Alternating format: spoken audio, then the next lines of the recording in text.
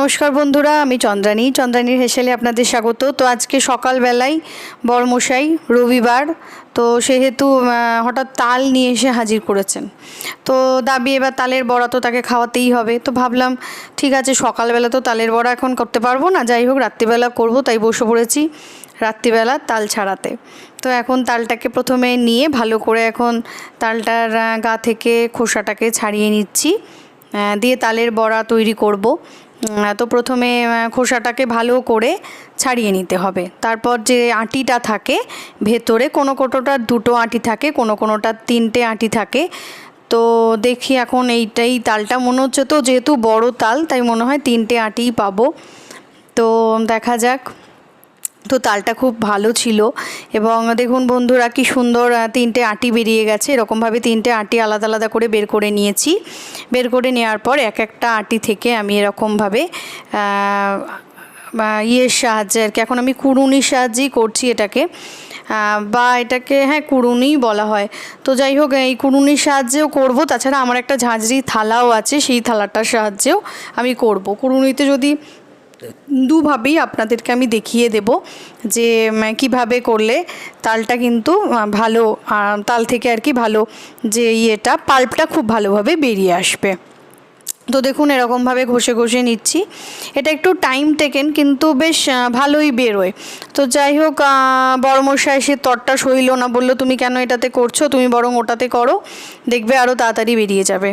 তো ভাবলাম যে ঠিক আছে, তাহলে ঝাঁঝরি থালাতেই করব। তো কিছুক্ষণ এটাতে করার পরে আমি তারপরে আবার ঝাঁঝরি থালায় চলে যাব।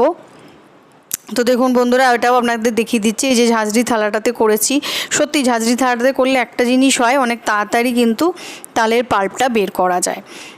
তো এরমভাবে আস্তে আস্তে আস্তে আস্তে করতে হবে পুরো তালের ইয়েটা থেকে, আটিটা থেকে পুরো শাঁসটা ভালো করে বের করে নিতে হবে। যত আপনি এটা ভালো করে ঘষতে পারবেন ততই কিন্তু এর ভেতরের শাঁসটা আপনি বের করতে পারবেন। তো আপনাদের দেখিয়ে দিচ্ছি কেমন হয়। দেখুন বন্ধুরা, এরকম দেখতে হয়েছে, এরকম একটা আটি থেকে এরকম বেরিয়েছে। তো আরও এই আটিটা থেকে আরও বেরোবে। তারপরে আমি বাকি আটিগুলো থেকেও তালটা বের করে নিয়েছি, তালের যে পাল্পটা। এবার দেখিয়ে দিচ্ছি বন্ধুরা, এই দেখুন আমি এখানে দুটো আটি ইউজ করেছি, দুটো আটি ইউজ করে এরকম তালের শাঁসটা বেরিয়ে গেছে। তালের শাঁসটা বেরিয়ে যাওয়ার পর আমি একটা পাত্রের মধ্যে এরকমভাবে নিয়ে নিয়েছি। এবার সেখানেই আমি দিয়ে দিচ্ছি, প্রথমেই দেবো নারকেল কোড়া, যেহেতু তালের বড়া বা তাল ফুলুরি যেটাকে বলা হয়। এবার দিয়ে দিলাম চিনি, এখানে এক বাটি মতো চিনি আমি ইউজ করেছি। দিচ্ছি এখানে আমি এক বাটি মতো আটা। আচ্ছা, আটাটা বলে রাখি, যখন আপনারা মেশাবেন তখন যদি প্রয়োজন হয় সে পরিমাণ মিশিয়ে নেবেন। এরপর দিয়ে দিয়েছি আমি এখানে মৌরিটা দেওয়ার পর আমি পুরো মিশ্রণটাকে মিশিয়ে নেব ভালো করে। এরকমভাবে স্প্যাচুলা দিয়েও করতে পারেন, তবে আমার মনে হয় হাতের সাহায্যেই বেশি ভালো হয়। তো দেখা যাক, আমি হাত ইউজ না করে যতটা পরিমাণে করতে পারছি করছি। আপনারা চাইলে হাত দিয়েও এটা করতে পারেন।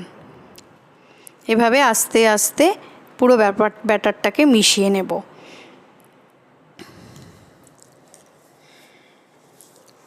ব্যাটারটাকে মিশিয়ে নেওয়ার পরে তেলের মধ্যে ভেজে নিলেই রেডি হয়ে যাবে তাল ফুলুরি। তো তাল ফুলুরি তো ইয়ের খুব প্রিয়, নাড়ুগোপালের। তো বাই দ্যাট টাইম আরেকটা জিনিস দিতে হবে, সেটা হচ্ছে সুজি। এখানে সুজি আমি মোটামুটি 50 গ্রাম মতো সুজি ইউজ করেছি। এবার ভালো করে হাতের সাহায্যে পুরো মিশ্রণটাকে মিশিয়ে নিচ্ছি। আবার খানিকক্ষণ এটাকে মিশিয়ে নেব।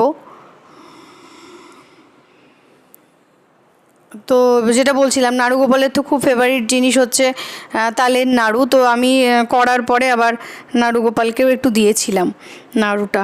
তো দেখুন আমার ছেলে আবার আমাকে এখানে হেল্প করেছে, আমার কলাটাকে একটু ভালো করে স্ম্যাশড করে দিয়েছে। কলাটা আমি ওই তালের যে ইয়েটা ব্যাটারটা ওটার মধ্যেই ইউজ করব। তো এখানে একটু হেল্প করেছে আমাকে। তা হয়ে গেছে ওটা ডান। এবার আমি ওই কলার মিশ্রণটাকে তালের বড়ার মধ্যে মিশিয়ে দিচ্ছি, তালের যে ব্যাটারটা তার মধ্যে মিশিয়ে দিচ্ছি। এবার ওটাকে আবার হাত দিয়ে মিশিয়ে নিলেই রেডি হয়ে যাবে আমার আজকের তালের বড়ার ব্যাটার। তারপরেই আমি এটাকে তেল গরম করব এবং গরম তেলে ফ্রাই করলেই রেডি তালের বড়া বা তালফুলুরি। তো আশা করি আপনারা সবাই বানান বাড়িতে। তো আমার আজকে ইচ্ছা হলো আপনাদের সাথে এটা শেয়ার করার, আমি কেমন করে বানাই সেটা দেখাবার। তো সেই জন্যই দেখাচ্ছি। এটা আমার দিদা, আমার মা সবাই এরকমভাবেই রান্না করতো, সেই কারণেই এভাবেই করি। তো একটু কিন্তু তেল বেশি দিয়ে ভাজলে কিন্তু খেতে সত্যিই বড়াটা খুব ভালো হয়, বা তাল ফুলুরি যেটা বলছি আর কি, সেটা খেতে সত্যিই খুব ভালো হয়। একটু তেল বেশি লাগবে ঠিকই, কিন্তু খেতে দারুণ হয়, টেস্টি হবে। আর গরম গরম তালের বড়া, আমার অবশ্য গরম গরম ভালো লাগে না, আমার কর্তামশাইয়ের আবার গরম গরম তালের বড়া পছন্দ, কিন্তু আমার ঠান্ডা হলেই যেন তালের বড়াটা বেশি খেতে টেস্টি লাগে, যার জন্য আমি পরের দিনই খাই, সেদিন আমি আর তালের বড়া কিন্তু খাইও না, যেহেতু ঠান্ডা হয় না, গরম থাকে, তাই জন্য। তো আশা করি ভালো লেগেছে। ভালো লাগলে সাবস্ক্রাইব করবেন, চ্যানেলটির পাশে থাকবেন, লাইক বাটনে ক্লিক করতে কিন্তু ভুলবেন না। আমি আবার আসবো নতুন রেসিপি নিয়ে আপনাদের সাথে শেয়ার করার জন্য। ততক্ষণ পাশে থাকুন, দেখতে থাকুন চন্দ্রানীর হেসেল। আর যারা দেখছেন, যারা সাবস্ক্রাইব করেছেন, তাদের অসংখ্য ধন্যবাদ। এবং আমি আবার বলছি, প্লিজ চ্যানেলটিকে সাবস্ক্রাইব করুন, চ্যানেলটির পাশে থাকুন। চন্দ্রানীর হেসেলে আপনাদের সকলকে স্বাগত। তো যাই হোক, আমার রেসিপি হয়ে গেছে।